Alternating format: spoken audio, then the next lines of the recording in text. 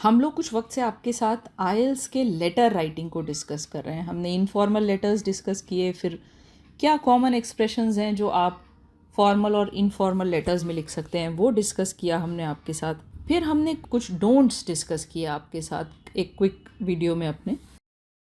आज फिर हम एक और सैम्पल के साथ आए हैं। मुझे लगता है कुछ और सैम्पल्स मुझे आपके साथ डिस्कस करने चाहिए थे, क्योंकि सैम्पल्स पढ़कर ही एक आइडिया होता है कि एग्ज़ाम को कैसे क्रैक करना है। तो ये अगेन एक फॉर्मल लेटर है।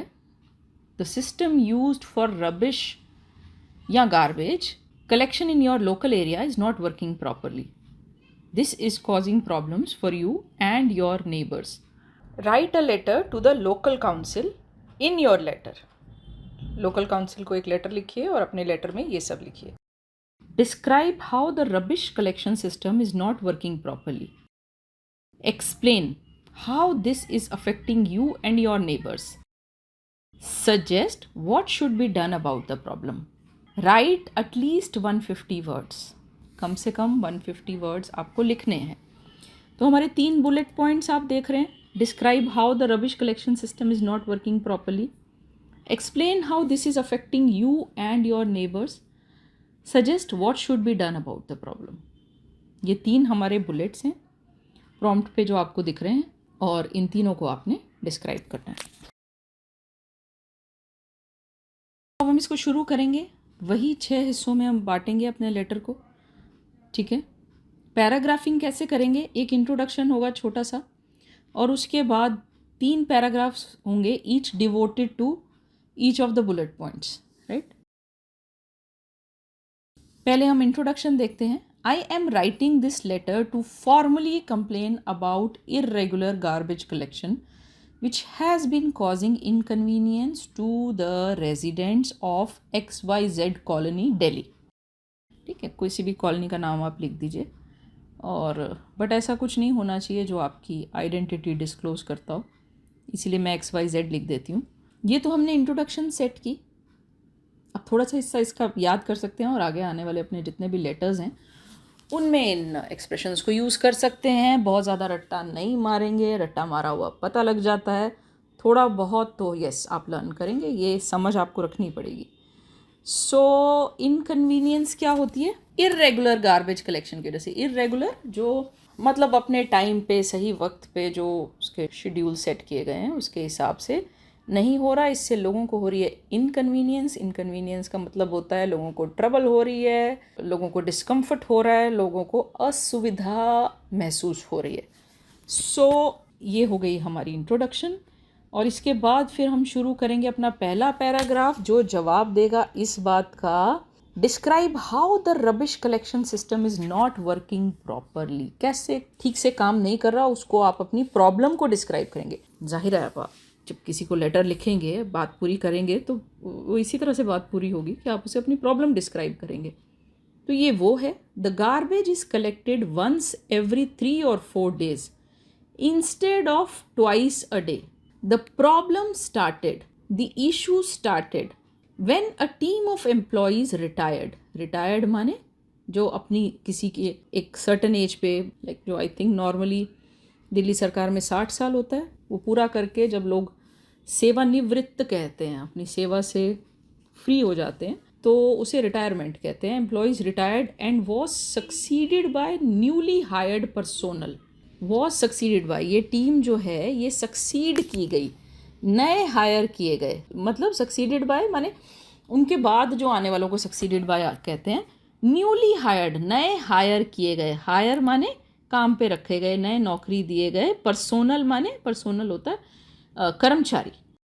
Even after multiple follow-ups, follow-ups किसे कहते हैं? फॉलोअप होता है किसी के पीछे पीछे, मतलब किसी चीज़ का तकाजा करना, है ना। फॉलोअप करना कि हमने कांटेक्ट किया ऑफिस में, बट बार बार मल्टीपल, बहुत से, एक से ज़्यादा फॉलोअप्स के बाद, उनके पीछे पीछे भागने के बाद, no improvement has been observe, कोई इम्प्रूवमेंट ऑब्जर्व नहीं की गई। For the same situation has persisted for the last 2 months। क्योंकि यहाँ फॉर का मतलब है, ये एक फैन बॉयज़ है, यहाँ फॉर का मतलब है क्योंकि सेम सिचुएशन, यही हालात परसिस्ट कर रहे हैं। परसिस्ट करना मतलब क्या होता है? कायम होना, कायम रहना। Persisted for the last 2 months, पिछले 2 महीने से परसिस्टेड है। तीसरे पैराग्राफ पे आते हैं हम। तीसरा पैराग्राफ में हमें क्या करना है, explain how this is affecting you and your neighbours. आप और आपके पड़ोसियों को ये कैसे अफेक्ट कर रहा है। The litter is scattered on the sides of the roads because of improper cleaning. Litter वो होता है जो कूड़ा बाहर पड़ा होता है, वो स्कैटर्ड है, वो फैला हुआ है रोड्स के साइड्स पे इम्प्रॉपर क्लीनिंग की वजह से या इर्रेगुलर क्लीनिंग की वजह से। The area now consistently emits a foul odour as a result of poor hygiene and sanitation. Emits का मतलब होता है कुछ प्रोड्यूस करना या डिस्चार्ज करना, मतलब उस एरिया से निकल रही होती है क्या। कंसिस्टेंटली, कंसिस्टेंटली भी होता है कि बिना रुके, एक मतलब लगातार एक स्मेल आ रही है, निकल रही है, डिस्चार्ज हो रही है। फाउल मतलब खराब, ऑर्डर होता है स्मेल, ठीक है, गंध जिसे हम कहते हैं, गंध नहीं, गंध। As a result of poor hygiene, जो बुरी तरह से हाइजीन और सैनिटेशन की सिचुएशन है। Children cannot play outdoors and senior citizens cannot visit parks due to this ongoing concern। बच्चे बाहर नहीं खेल सकते, आउटडोर्स माने घर के बाहर वाले इलाकों में नहीं खेल सकते, और सीनियर सिटीजन्स पार्क्स में नहीं जा सकते इस ऑनगोइंग कंसर्न की वजह से। ये हो गया। अब नेक्स्ट है suggest what should be done about the problem. ये हमारा लास्ट का बुलेट पॉइंट है। सो मैंने लिखा है, मैंने यहाँ एक सिंपल सी इंग्लिश लिखी है। On behalf of the residents of my locality, अपने लोकेलिटी के रेजिडेंट्स के बिहाफ पे, उन सब की तरफ से, I would request your department takes speedy action. I would request your department to take speedy action so that the inhabitants of this neighborhood live in hygienic conditions that every citizen of this country is entitled to, helping them lead a dignified life। अगर हम गंदी जगह पे रहते हैं, साफ़ सुथरी जगह पे नहीं रहते, तो वो लाइफ ऑफ डिग्निटी नहीं होती। सो ये बहुत सिंपल सा पैराग्राफ है, बहुत ज़्यादा समझाने के लिए नहीं है, मैं समझाऊंगी भी नहीं ज़्यादा, बस इतना बता देती हूँ। लोकेलिटी होती है हमारा इलाका, इनहेबिटेंट्स होते हैं एक जगह पे रहने वाले लोग, वहाँ रहने वाले लोग, नेबरहुड वही हमारा आस पड़ोस, हाइजीनिक माने साफ सुथरा, conditions. Every citizen of this country is entitled to, entitled to का मतलब उनका हक है, देश के हर नागरिक का हक है कि वह साफ सुथरी जगह पे रहे, जिससे उन्हें एक डिग्निफाइड जिंदगी जीने में मदद मिलती है। इसको मैं एंडिंग कर रही हूँ। We look forward to some considerable improvement soon, या फिर आप लिख सकते हैं we are eagerly waiting for some considerable improvement soon. तो ये दो तरह से आप इसकी एंडिंग कर सकते हैं, और भी तरीक़ों से कर सकते हैं। इस टाइम मुझे ये ध्यान आ रहा है तो मैं ये बोल रही हूँ। वी लुक फॉरवर्ड टू, हम वेट कर रहे हैं, लुक फॉरवर्ड टू माने कि हम किसी चीज़ का वेट कर रहे हैं। कंसीडरेबल इम्प्रूवमेंट, अच्छी खासी इम्प्रूवमेंट, कंसीडरेबल मतलब अच्छी खासी इम्प्रूवमेंट सून, जल्दी ही।